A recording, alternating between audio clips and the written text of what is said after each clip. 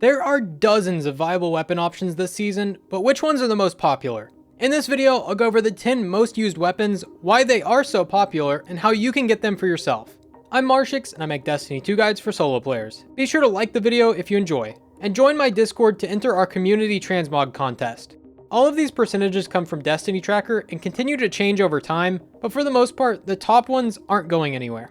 Coming in at number 10 is Peace of Mind. This pulse rifle has gotten a lot of attention recently, and for good reasons. According to Destiny Tracker, this has just over 1.6% usage in PvE, which may not seem like a lot, but with millions of players and hundreds of weapons to choose from, 1% is really high. This is partially due to it being goated in PvP, but it's also great for PvE. It gets some amazing rolls with perks like Overflow, Perpetual Motion, Stats for All, Vorpal Weapon, Harmony, and even Adrenaline Junkie. Any combination of these perks can make this really good. You can also craft this weapon after completing 5 red bordered versions of them. These can drop randomly from PsyOps Battlegrounds, or you can get 1 per week guaranteed through the Deep Sight Requisition upgrade at the War Table. On top of that, this season we have Unstoppable Pulse Rifle, so this is capable of stunning champions in Nightfalls, Lost Sectors, Battlegrounds, and anything else that has champions. If you're looking for a good pulse rifle, I definitely recommend grabbing one of these for yourself. Fatebringer has been one of the most popular weapons since vanilla Destiny 1, and that hasn't changed since it released in Destiny 2. That's why number 9 is Fatebringer, the Time Lost version. The main role people look for on this is Explosive Payload and Firefly, mostly because that's the original D1 role, but also because it's a monster ad clear. Since Firefly will cause enemies to explode on precision kills, 1 or 2 shots can end up killing a whole group of enemies. Fatebringer drops from the Templar and Gatekeeper challenges of the Vault of Glass raid. The Time Lost version only drops from the Templar challenge on Master difficulty. The challenge here is to kill the Templar before he teleports. You can stand in the circles to temporarily prevent him from teleporting. Now, what makes this Time Lost version so much better? Well, it allows you to use adept mods, and once it's masterworked, it gets a bonus to all of its stats. It also always drops with that explosive payload Firefly roll that most people are looking for, in addition to its other random rolls. You can swap between these perks at any time, so you can have one weapon that serves multiple purposes. You can get things like Adrenaline Junkie for grenade builds, Osmosis for elemental well builds, or maybe even Killing Wind and Opening Shot, so you can swap between PvE and Crucible. Similar to the previous weapon, this has the ability to use unstoppable rounds against champions, so there's even more incentive this season to use this awesome hand cannon. Even though it is fairly difficult to get, it's going to be worth your time. The challenge is available this week, by the way, so be sure to grab it before Tuesday.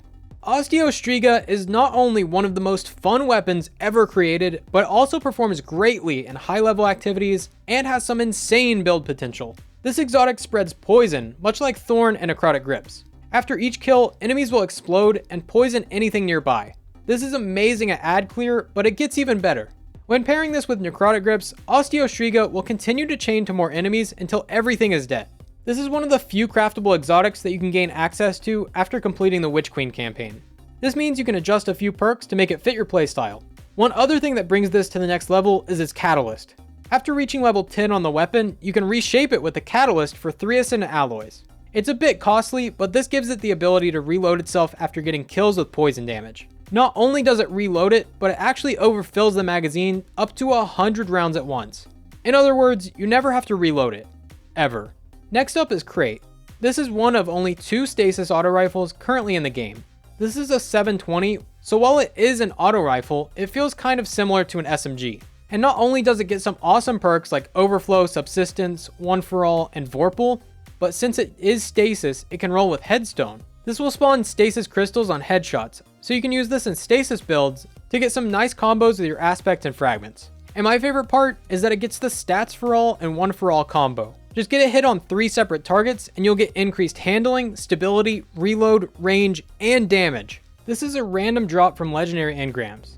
Forbearance. This is one of the few waveframe grenade launchers.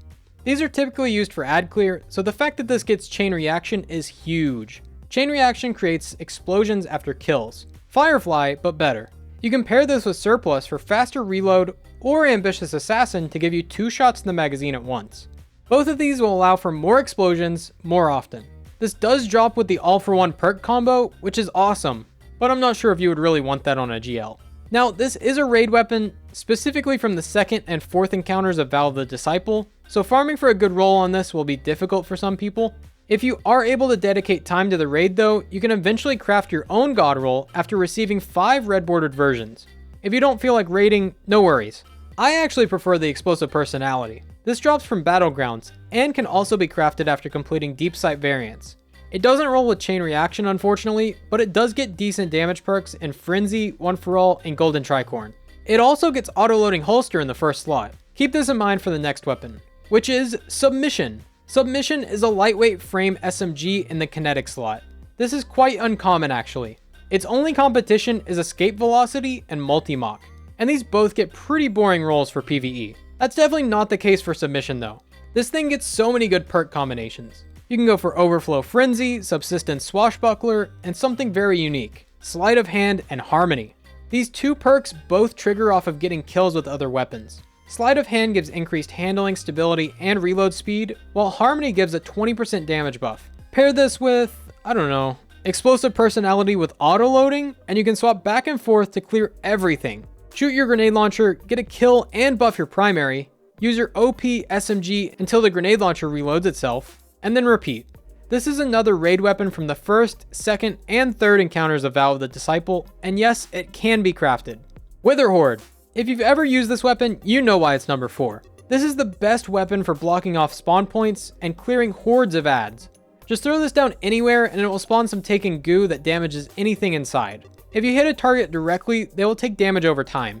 This means it's also great for boss damage since you can shoot this once, then swap to a heavy weapon for your main damage, and still get the full amount from Wither Horde. It's nothing too insane, but you're straight up increasing your DPS while using other weapons. You can get this in the exotic kiosk in the tower for an exotic cipher and an ascendant shard. It also has a catalyst which gives it maxed out handling and auto-loading holster.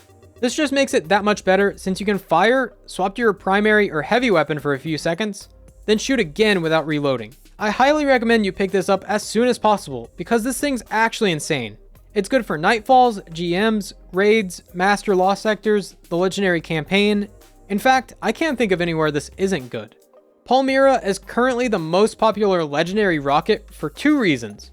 One, it's just a solid rocket. Since it is a Hawkeye precision frame, it has built-in tracking, so you don't have to waste a perk slot to get tracking. And in addition to that, it gets some of the other top tier rocket perks too. Things like Explosive Light and Lasting Impression will increase your damage significantly. The most popular perk in the 3rd column is 100% going to be auto-loading holster.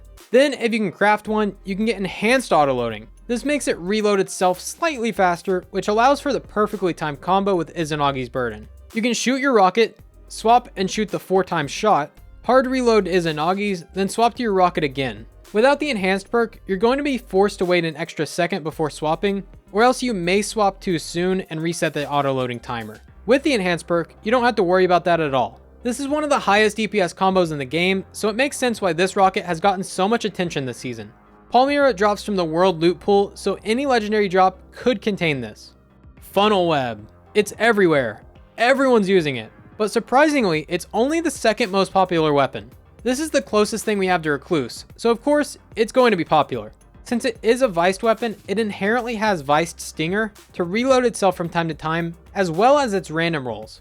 And it gets some crazy good perks too. I like Subsistence the most for the first perk because when paired with the Origin trait, you rarely have to reload it. Then for a damage perk, Frenzy is great because you'll be in combat most of the time, or Adrenaline Junkie will give you a 33% damage buff from a single grenade kill. Both of these are really nice on this. And because we can get Overload SMG, this is able to take down Overload champions as well. Just like the previous weapon, this is a random drop from World Legendaries, so keep an eye out for a God Roll Funnelweb whenever one drops.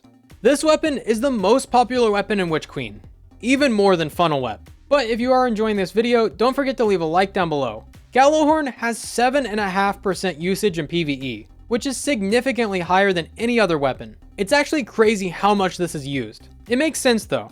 This is one of the most iconic weapons from Destiny 1. If you played back then, you at least know the name. This thing is amazing for killing bosses and champions. If you have its catalyst, you can get 2 rockets in the magazine, so it has some really high burst damage. And Pack Hunter will give your teammates Wolfpack rounds on their legendary rockets to boost their damage too. And Wolfpack rounds will track down nearby enemies, which makes this amazing at ad clear, even in endgame activities. Don't forget, it has tracking, so you won't really be missing your shots. All of these working together makes this a great and enjoyable weapon to use. So honestly, it's not a surprise that this is the most popular weapon. You get this as a guaranteed drop after completing the Grasp of Avarice quest from Shah Han. Go get it if you haven't. Now, if you're trying to farm for some of those raid weapons, but struggle to find a team, check out this video to get 21 raid chests completely solo. Thanks for watching, I'm Marshix, and I'll see you next time.